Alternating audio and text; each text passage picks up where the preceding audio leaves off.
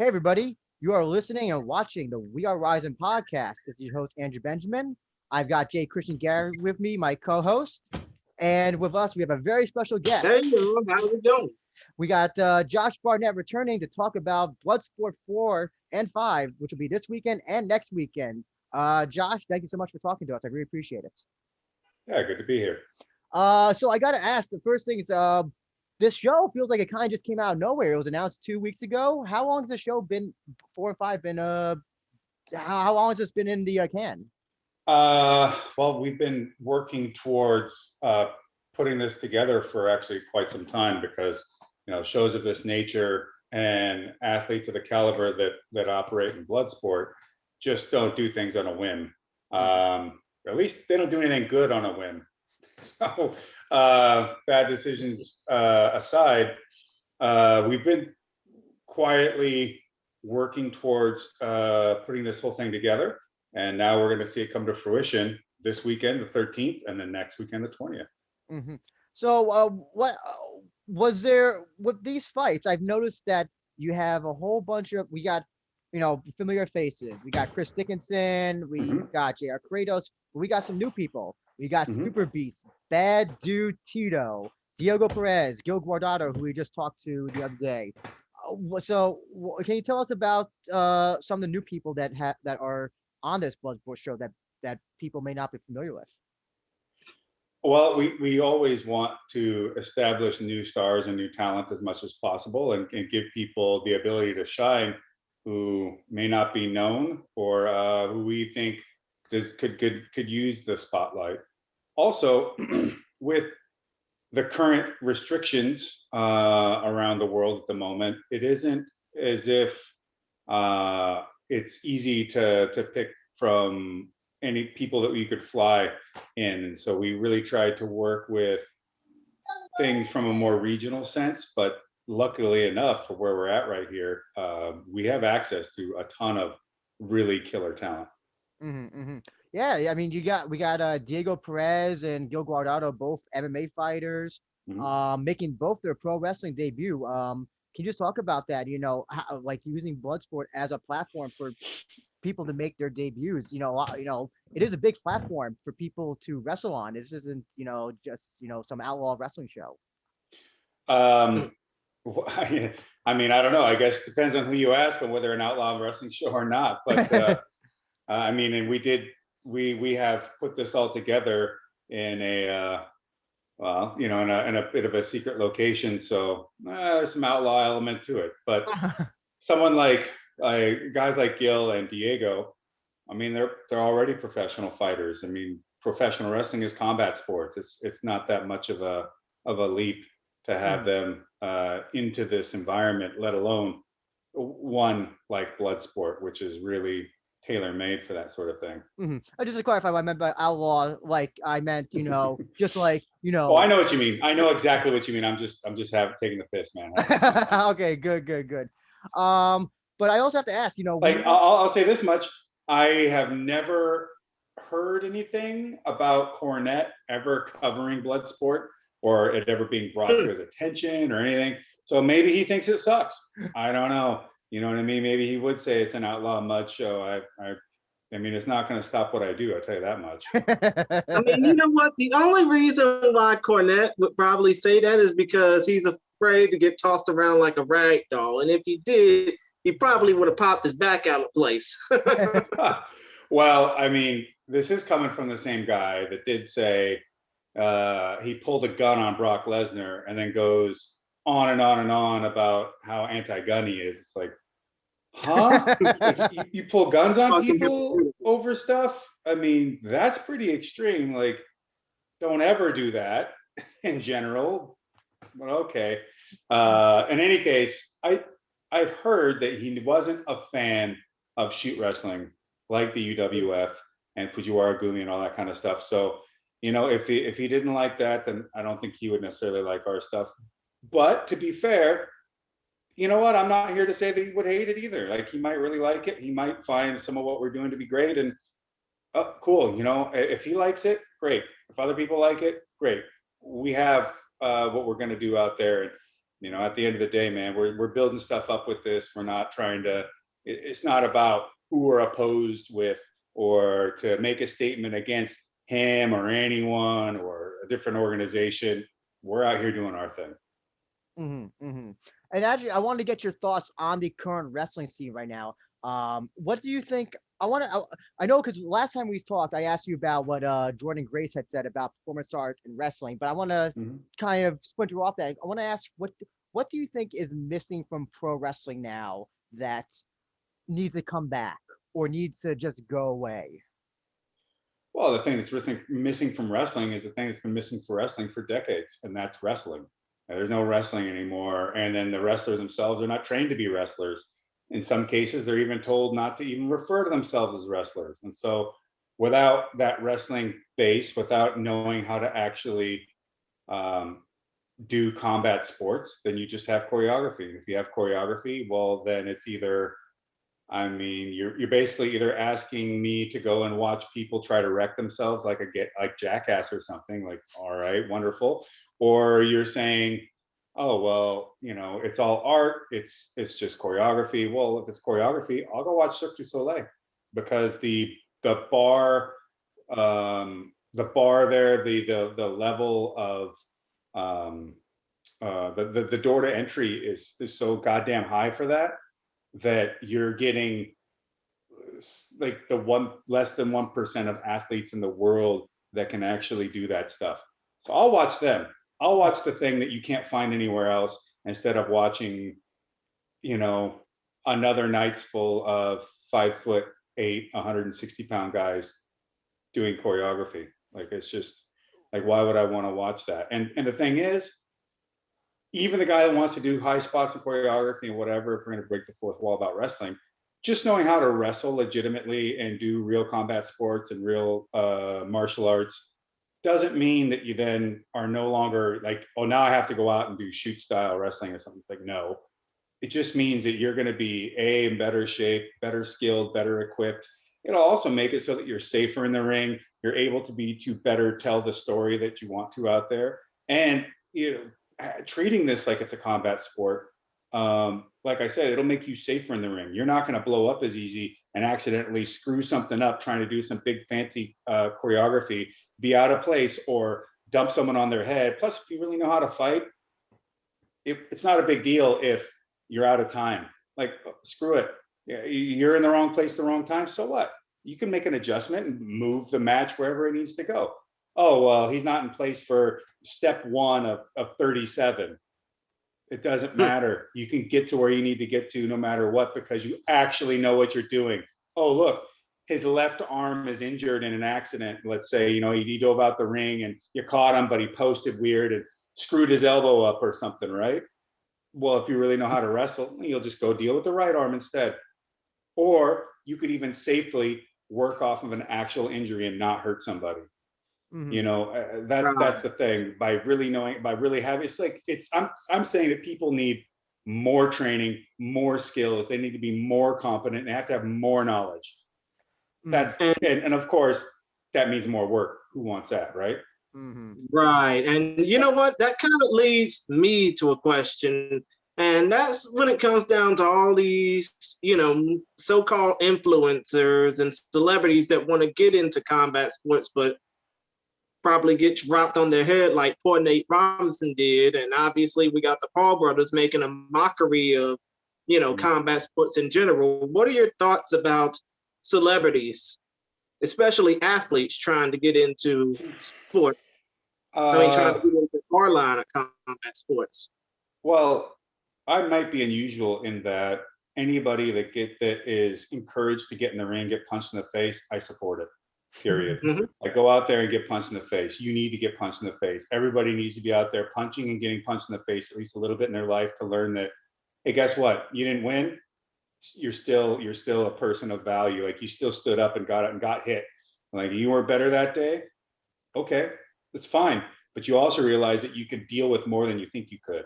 That you're not as fragile as you thought you were, and as fragile as, you know, maybe voices around you might try to lead you to believe. That somehow getting your nose crooked somehow makes you less of an individual and instead not more of an individual because you've been through more and you have more experience to draw from, that you've dealt with adversity and you now have something to work through in your own self and find out what's more important about who you are than simply the impressions or opinions of those outside of you, right? So people being put in the ring, I'm all for it. As for the Pauls, I mean, I'll say this much: it's Jake Paul is the one that had the fight last time against the NBA guy, yeah? Yeah. Well, he looks like a substantially better boxer than his brother. And to be perfectly honest, I guess both of them were really fairly decorated wrestlers in high school. So they're real athletes. I'll give them that. As for it being a mockery, I think the mockery part of it is just simply that they're able to cash in on it as much as they do without having well, let's use the term from wrestling, having paid their dues, right? But it's not them, it's us. If we don't pay for it, then it doesn't become the thing that it is. If people don't watch Jake and Logan's YouTube idiocy, then there is no, it's like, then how do they become famous off of it? How is it that becomes incentivized for other people to do it? If you didn't watch the Kardashians, you didn't make them any money. We don't have a Kardashians to complain about. And at the end of the day, I can't get mad at someone for making something I find, absolutely debased and stupid and of hardly any value to society. They just did what they were going to do, and people incentivize them to keep doing it. So hell, I mean, what was it? Kim Kardashian got in the White House to talk about prison reform. So maybe she's as dumb as we incentivize her to be. I don't know what that prison reform was. I don't know how well, I mean, I'm sure she took some time on it. I'm not here to be like, fuck you, Kim Kardashian. But I mean, I'm here to say that we don't even really know what that could really be, because over how many years now has this person been incentivized to keep delivering the same stuff? And I can, at the very least, I will say the stuff that is delivered sucks and it's trash, and it wouldn't ever be on any screen in my house for any reason whatsoever. I mean, it's of the nature where if you came to my house and you were hanging out and you were staying with me and I saw you were watching, I'd be like, that's not fucking happening. There is not a single viewership that is going to be counted out of my house for trash like that. No fucking way. But the thing is, what came first, the chicken or the egg? What did we incentivize? And so I don't put my time and my efforts into trying to prop up things that I don't back or that I don't think are good. You know what I mean? So I'm not going to watch Jake Paul. I'll watch a GIF maybe online somewhere and see how it turned out. Maybe it'll come across my peer review just anyways. But you know what? If they're going to make money, maybe. Hey, didn't they like give a bunch of that money to charity too? I mean, I don't know, man. Maybe it's a win-win. At the very least, they're getting hit. I mean, Mr. Barnett, I would like to think so, but I think that came in the bout afterwards, the Mike Tyson, Roy Jones Jr. exhibition. Dude, I don't know. I mean, look, my thing is let them go out there, let people fight. I insist. You know what I mean? I just think, hell, my opinion, you give me the grand poobah of some country. It's like our national sport is wrestling and everyone has to wrestle. Even the kid in a wheelchair, like I'll help that person wrestle. We used to have a kid who had, was it cerebral palsy? Something like his legs just didn't function properly. So what I do? Well, you can't really play guard this way. So I'll work around this. I'll teach him a bunch of leg locks. So if he gets caught in any leg entanglements, if someone decides to drop on his leg, it's like, well, worst case scenario, yeah, he's probably going to snap your leg because you won't feel it, but you won't feel it, so you'll tear his shit off. You know what I mean? Like, let's take whatever is considered a disadvantage and let's figure out how to turn it into an advantage. I'm not going to approach you and say, woe is you. I'm going to say, all right, well, what do we have to deal with? We'll accept that and then we'll move forward. We'll create off of that. And in some way, we might even find where it can be our advantage. And, putting people on the mats, having people be able to to willingly put themselves in the face of adversity and overcoming is just a healthy endeavor for everybody. Exactly. And now, come to think of it, I got one set of fan questions from Gentleman's Combat at Gentleman's Combat, and this one is pretty humorous. Did you lock everybody that's going to be on the Bloodsport cards in a room with the legendary Volkan? With Volkan's legendary career just playing 24/7? But the other one is serious. What made you expand on your choice of competitors by going just beyond the pro wrestling landscape for these two cards? Well, for the first question, I'm not saying I didn't, and they might still be in that room because we have a card coming up on the 13th and on the 20th. So perhaps a few people are going to be stuck there for a while. I mean, it could be worse in the world than having to watch Volkan, and he does have a lot of content, even though I still cannot find that match versus Masakatsu Funaki that I want to see so bad. Volkan It's for life. probably in the deep, dark crevices of the internet. You just have to reach real hard for it. I don't even know if that's dark web capable right there. I don't even know if that's hiding out there on Silk Road. Second question.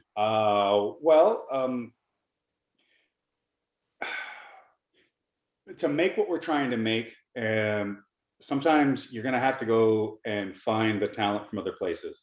And one of the problems with professional wrestling is that people they don't have any actual combat sports background anymore. And it's not that you need to be an MMA fighter per se, but you need to know.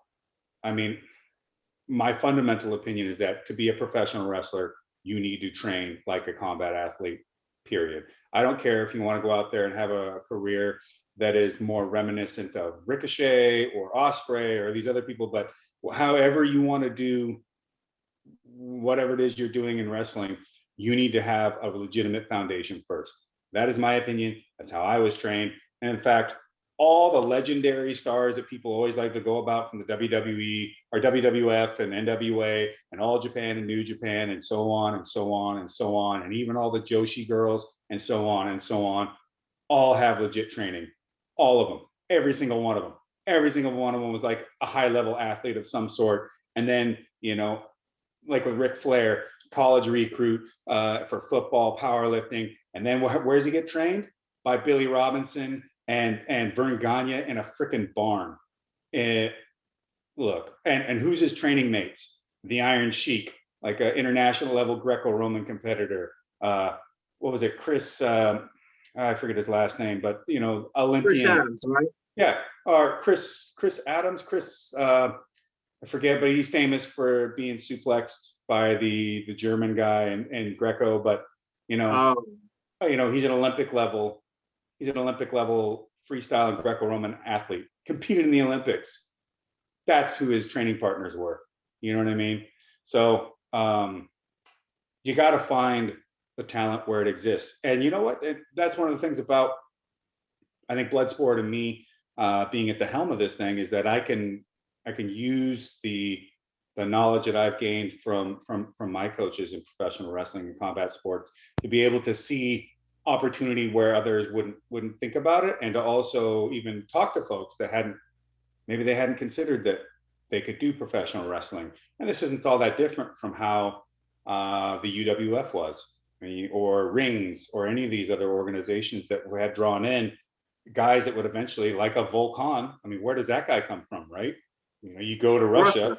And you hear, Russia, and you hear about some dude doing all this crazy stuff, and you go, how would you like to come and be in this thing called Rings? And he goes, what? Well, actually, technically, I think it was towards the end of the second UWF was his first match. Yeah, I believe it was. Yeah.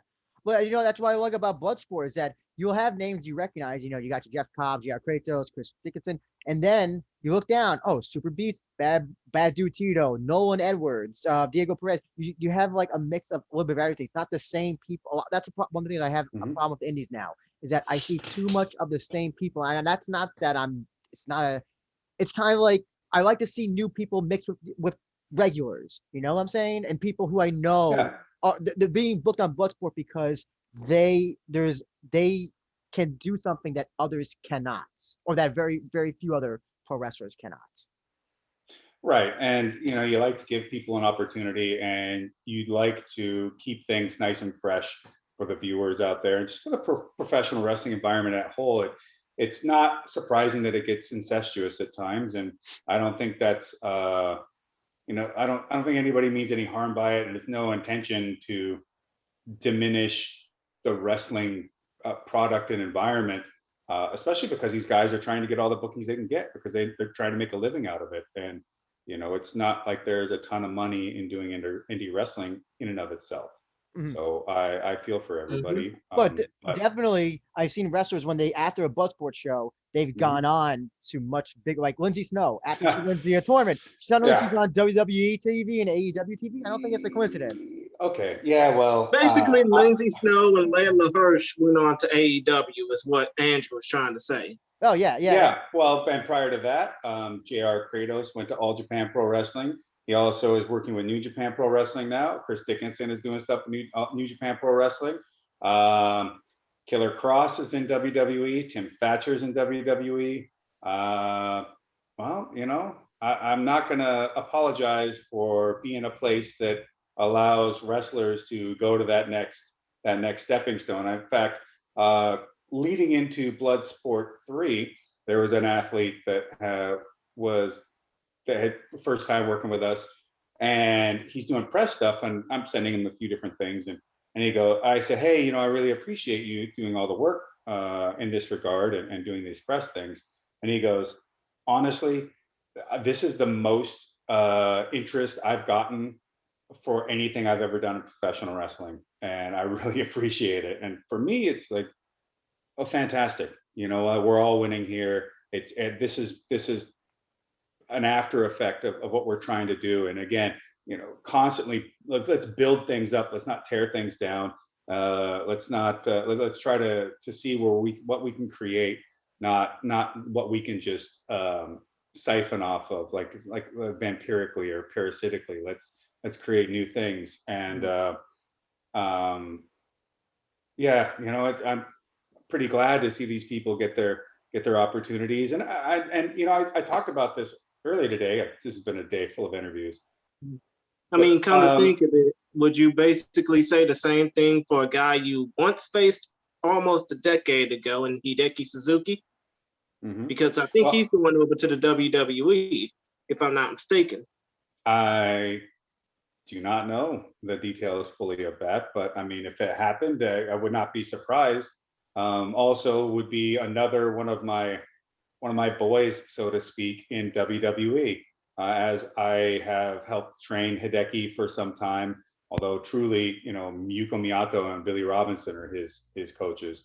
But you know, I've known Hideki, man, probably since 2006 or 7, maybe 2000, or maybe he was a young boy, basically. Yeah. And I remember when Billy had me wrestle him in the gym just to see what he could do, you know, to get, you know, put him on the mat with me. And I've been working with that dude ever since. And I try to see him every time I come to Japan. And I really do think that he is one of the most underrated, you know, most unknown, massive talents in Japanese professional wrestling. I think he is as good as it gets. And I love seeing any success that he may have, and would love to even just see what it'd be like to get back in the ring with him again after so long ago. But I think maybe part of the reason that we have seen our wrestlers leave, or not leave necessarily, but after being in Bloodsport, find other elevated or big show opportunities. My theory is that because everything is stripped away and it's just the wrestler themselves out there on the mats, and it gives somebody, let's say it's a scout, the most purest look on who that person is and what they can do and how they can emote and how they can tell a story and how they can go out there and perform. And what is this wrestler at their core? Well, you can see that here, because they can't lean on a bunch of goofy gimmicks and stuff. There's no pre-scripted promos and pre-scripted montages or promos or anything like that. No. It's all stripped down. You gotta be out there in the ring as you are. Mm-hmm. So Mhm. one big question I got to ask is, and I've used everything to try to find out what it is, but Bloodsport 5, there's been no announcement. I tried looking at those t-shirts as close as possible to see if I could recognize We know any you guys are names. gonna do that. Oh, and you guys, you should work for the CIA because you're good at covering up shit. But yeah, Bloodsport 5, what can you say about Bloodsport 5, basically? I can say that there will be people who will fight. Okay. Fair enough. Fair enough. Fair enough. And Um, but I'll say this much. If looking at the roster from all previous Bloodsports and even this Bloodsport 4 coming up February 13th, it's comprised of maybe new faces and old faces, but the thing that they all have in common is they can all fight. They're all getting in that ring to lay it all on the line, and that we go out there and we find the absolute best of the best in professional wrestling and let them shine. And we find people that you're used to seeing in one vein, and we put them in this ring, and it's like they can come alive in a completely different way. So that's what we're going to deliver. That's what you can expect from us. the other big question I have is, and I don't know if this is on your end, but I noticed that the show's not on fights. I know you guys are doing you're doing this through your own Mhm. platform. Can you just tell us about wanting to do it through your own platform and not doing it through fight? Is there anything that you can talk about that? And I think it's just a bit of a control and business decision, but it's not as if we have any problems with fight. mhm. Hmm. So but I was like so surprised. I was like, oh, Bloodsports, they're going all in. They are going all in. They're saying, it's gonna be all us. Saying, I gotta admire that. Saying that, we're gonna be the ones operating this. So I Well, think, we have a lot of faith in our product, and we've had a lot of good groundwork done on Bloodsport.watch to make it so that everybody that tunes in will be able to see it. now I'm curious to talk about MMA right now. What is your status right now? We know we had the Bellator announcement today. I don't know. Is you still with Bellator, or what's going on with I that? am. I'm still with Bellator, and I'm guessing the announcement is the light heavyweight tournament. Is that what was announced today? Yeah. Yeah. That and the fact that they're going to be on Showtime, which was where you fought many moons ago for Strikeforce. Yeah, I had a good relationship with Showtime. I really enjoyed being there. In fact, I started that Showtime relationship in all actuality with Shayna Baszler and Elite XC and Show XC. So my dealings with Showtime go as far back as the beginning of like when I initially started training and managing Shayna, and brought her up through worked with her at Elite uh, XC. Elite XC, but also prior to that, there were some other shows that I booked her for and what have you. But yeah, through the Elite XC Show XC platform, that's when I initially got uh, introduced to Showtime and combat sports, and then again with team with Strikeforce and what have you. I also want to know about two people we've interviewed in the past, two students of yours, Alyssa Garcia, Victor Henry. Mm-hmm. What are they up to now? How are they? I know Victor Henry, unfortunately, he just had a fight that didn't go his way just recently. But what's he been doing? What's Alyssa Garcia been doing? Well, Alyssa, because of having a kid and mom stuff, plus with Oh, all the pandemic, she went back to school and she's working on a new occupation, but Oh. still managed to find some time to come into the gym every now and again. With Victor, he's constantly in the gym, constantly training, working with folks, and staying busy in that regard. But it's tough to find anywhere for them to fight, especially because they are mostly associated with fighting in Japan. And right now, if you were to even get a visa to come over and compete, then there's a 2-week, 14-day quarantine period. Of course, the Hmm. promotions don't really want to put up a fighter for 2 weeks, a fighter in a corner for 2 weeks worth of hotel time and per diem money and all those sort of things. And so there's a bit of a restriction there on us being able to compete over in Japan right now. Hopefully that can be alleviated here in the near future, but right now it's just a bit of a pain in the ass. And as for possibly fighting in the US, I mean, look, Victor has a place in Japanese MMA that is, highly elevated. Him going and fighting somewhere in the States for like peanuts just doesn't do anything for his career. Plus, he deserves that title shot. Exactly. He's earned that title shot, that bantamweight title shot when he can go over there as well. 2021. Correct. Will we finally get Josh Barnett versus John Moxley? Is this the year? I don't know. Is it? I feel like every time this is like the Khabib Tony of Bloodsport. It's just like every time it comes up, something just fucks it up, unfortunately. I have a strong suspicion that it will come to fruition this year. Oh, good. Okay, it would be so good if it could finally happen. I feel like this fight. I feel like I can't remember like the first time. Like how long ago? 2 years ago was it supposed to first happen? I think so. Yeah, it could be. I Could be that mean, long ago. if that match can't happen, I mean, I think we all would love to see you be the last fight for Fedor Emelianenko as well. Let's be real. You and me both. I feel like there is no better person for him to have a retirement bout than to be with me. And this isn't even about winning or losing. This is just about being able to have that one final opportunity to share the ring with your friend. Now, about also for Bloodsport, one of the things we do is when we review Bloodsport shows, we always pick 3 wrestlers who we like to see in a Bloodsport show. I'm just curious to know for you, who would you like to, money's not an issue. There's no pandemic. Who would you like to see? Who would you ideally like to book for a Bloodsport show in the future? Kiyoshi Tamura, Bobby Lashley, and God, so many of the people that I would pick are old and retired. So let's say take your time. Damn. Hell, some of them are even dead now. Oh my God. Maybe Nobuhiko Takada. I don't know. I was gonna say Sakuraba. Well, yeah, Sakuraba would be great. That's more plausible than you think. So I was trying to think of the more difficult one. Oh, okay, gotcha. I thought you were gonna say Volkan. Well, of course I would say Volkan, but he is like ultra retired now, so that's out of the equation.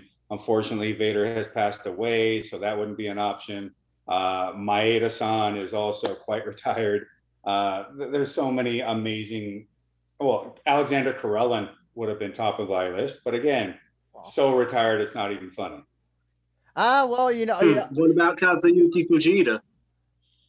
I don't know what Fujita's up to. He's been. I guess he's doing Noah stuff right now, isn't he? Yeah. I would love to have Fujita and even come on, Sugiura, because Sugiura is an old training partner, and I know people. So weird. The internet has so much more access to information, yet people are so like some things get so lost in the weeds. It's like it never existed. Yeah. And it's like I cornered Sugiura in like a whole bunch of his fights.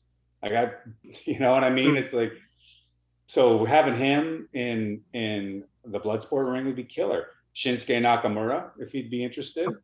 What about Kendo Kashin? Yeah, I mean, yeah, but I don't know that he would want to. He's an interesting individual, and he's a real sweetheart of a man. He's a killer guy, and I've had the pleasure of having him in the gym lots of times.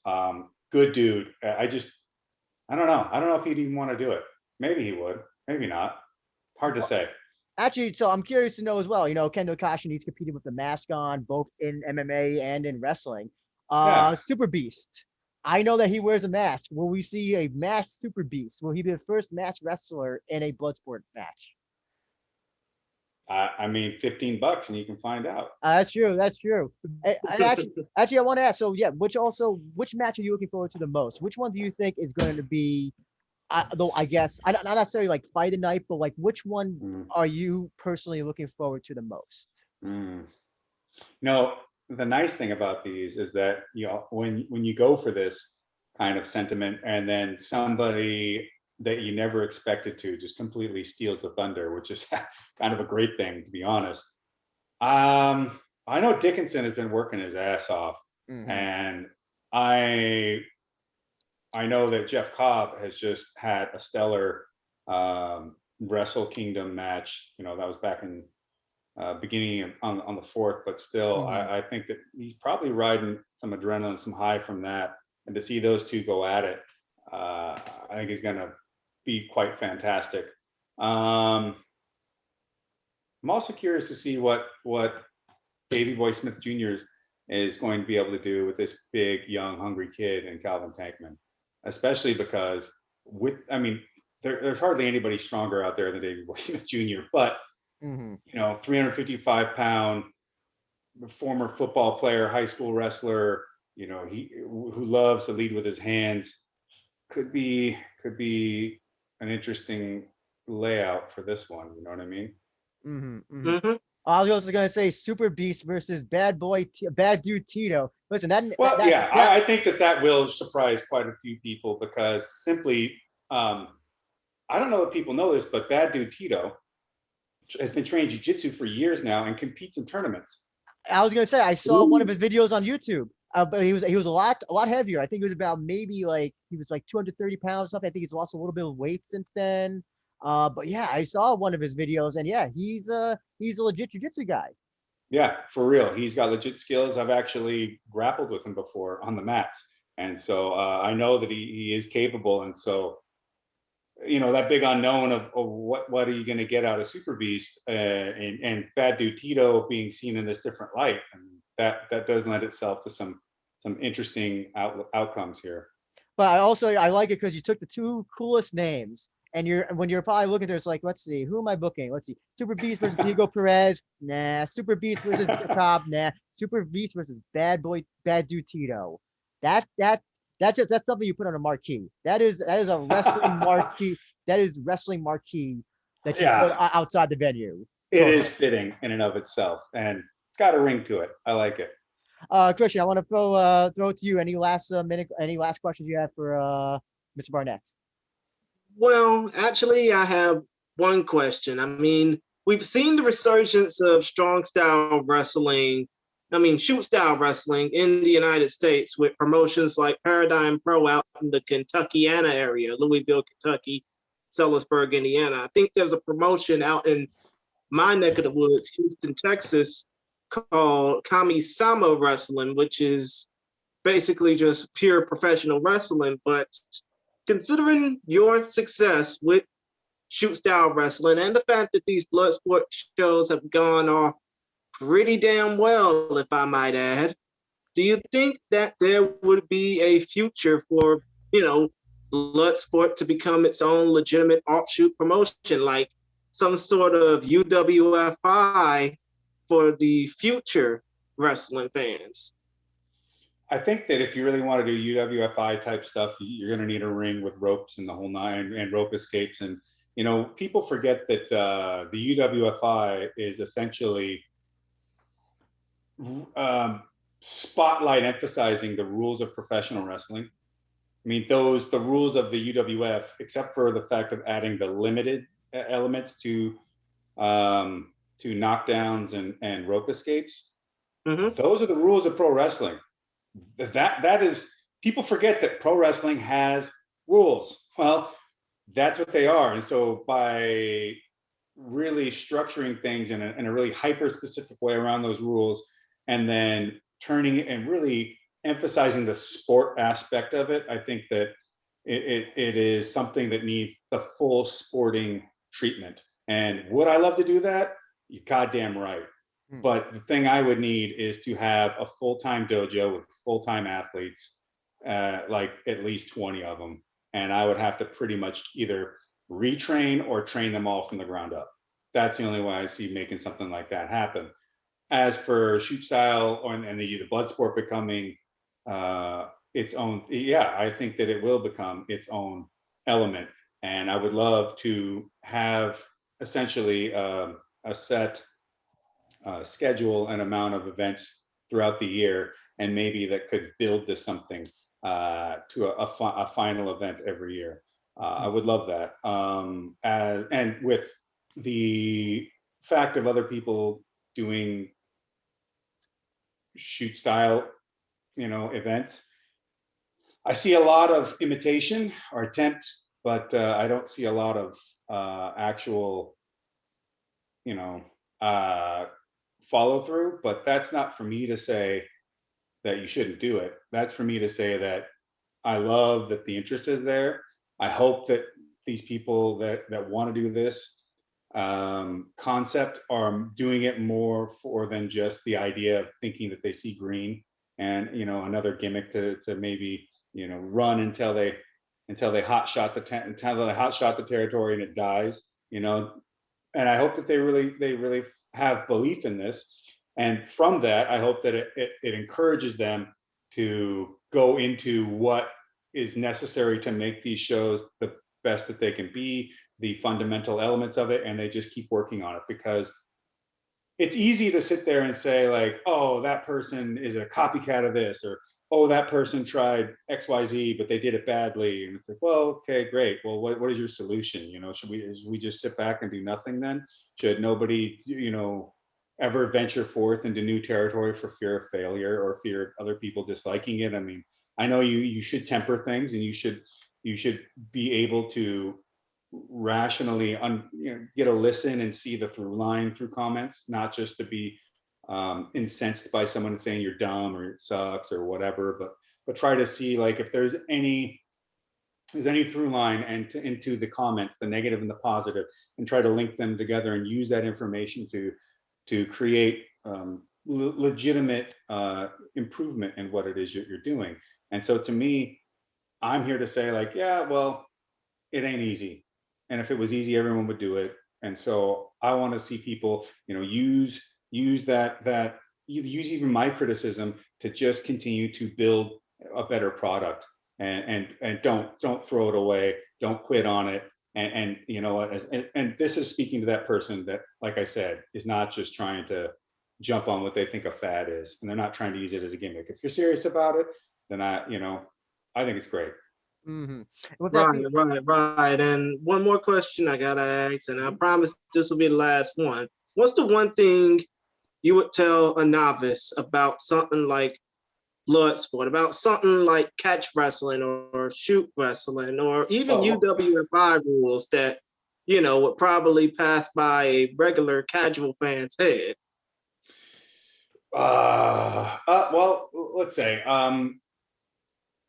hey, the reason that the people, the whole point of professional wrestling is to show adversity, conflict, and overcoming, which is universal, which is, I don't need to know what the commentator is saying. I don't need to know what the athletes are saying. They don't have to speak my language, but what I watch in the ring is universal, is understood by all, is understood on a deeper human level. And so when you watch these things, you're watching people out there just letting it all hang out and telling the stories with their physicality, with their true intention and the sincerity. They're not trying to win you over by showing you a cool outfit. They're not trying to win you over by a catchphrase or a theme song. No, they're letting their hearts do the work, and their hearts, and their fists do the swinging. Mm-hmm. and with, Understood. Andrew, you can go ahead and finish it off now. yep. If you want to catch Josh Barnett's Bloodsport 4 and 5, go to bloodsport.watch, and they have bundles, they have merch bundles as well. So if you want to get a t-shirt as well, you can get a t-shirt with the show as well. You have the Bloodsport 4 card, which you can find everywhere. Bloodsport 5 is a mystery, but I have no doubt it will be there's going to be it's going to be a juicy card when it finally comes out to the public. With Yeah, that, 100%. We will deliver bloodsport.watch, like he says. You can also go to I believe it's at JB Bloodsport on Twitter, yeah. and there's Josh Barnett Bloodsport on Instagram, and Game Changer Wrestling's accounts on Instagram and on Twitter. And we're putting up as much information as possible. There's a Josh Barnett Bloodsport Facebook fan page, as well as my own Josh Barnett fan page, and just trying to make sure that we have as many avenues to just get the information to you, and also do things like share all these freaking awesome assets we've created from incredible graphic design work, great music work from guys like Josh from the metal band Silosis, and the photography of Ryan Loco. You know, I mean, I'm blessed to have a friend like Ryan Loco, and lucky enough that also James Law, another highly touted combat sports photographer, to be able to come and shoot some of this stuff. And, we couldn't be any luckier. There's also the guy, he always makes those like 1980s VCR type trailers. Oh, now you're talking about my boy, IQ Wrestler. IQ Wrestler, that's it. Yes. Man. Yes. IQ Wrestler is that.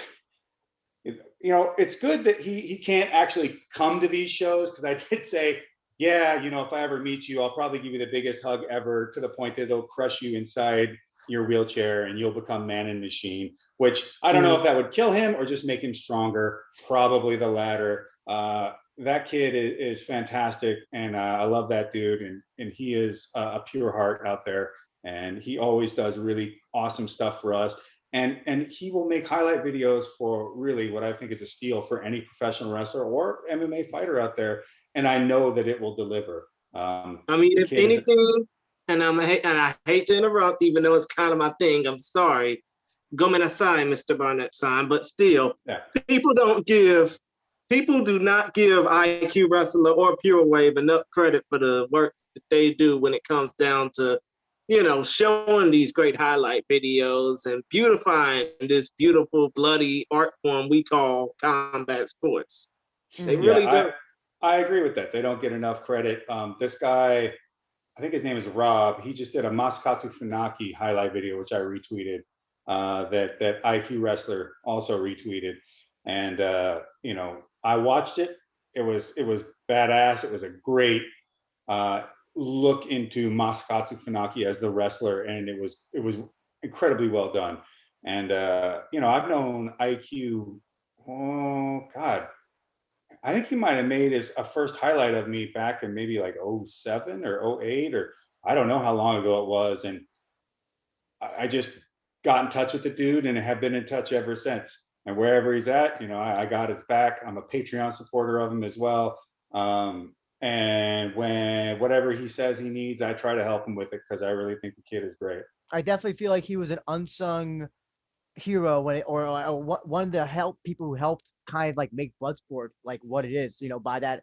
I think when he made that video of you and Minoru Suzuki, or the show that was the Minoru Suzuki show, I think that's when people, like, when they just saw it there, that's when I think I saw a lot more interest coming to Bloodsport after he made that highlight video for that show. Oh yeah, I wouldn't doubt it. I mean, he is very talented.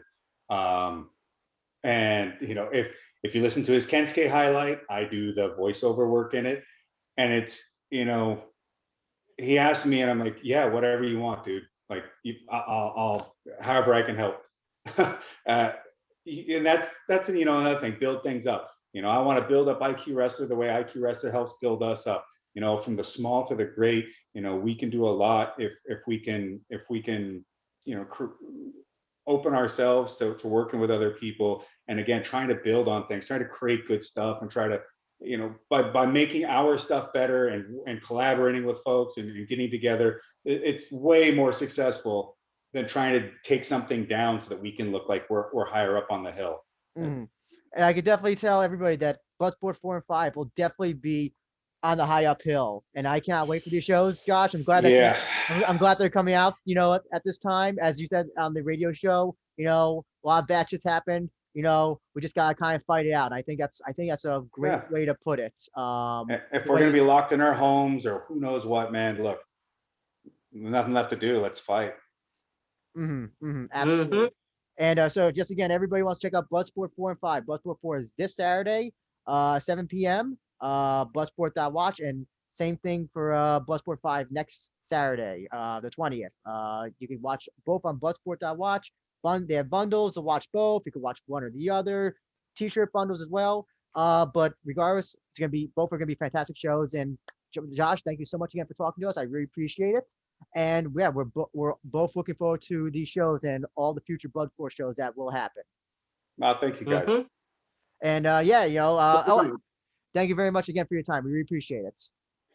Take care and have a great night, Of guys. course. Thank you very much.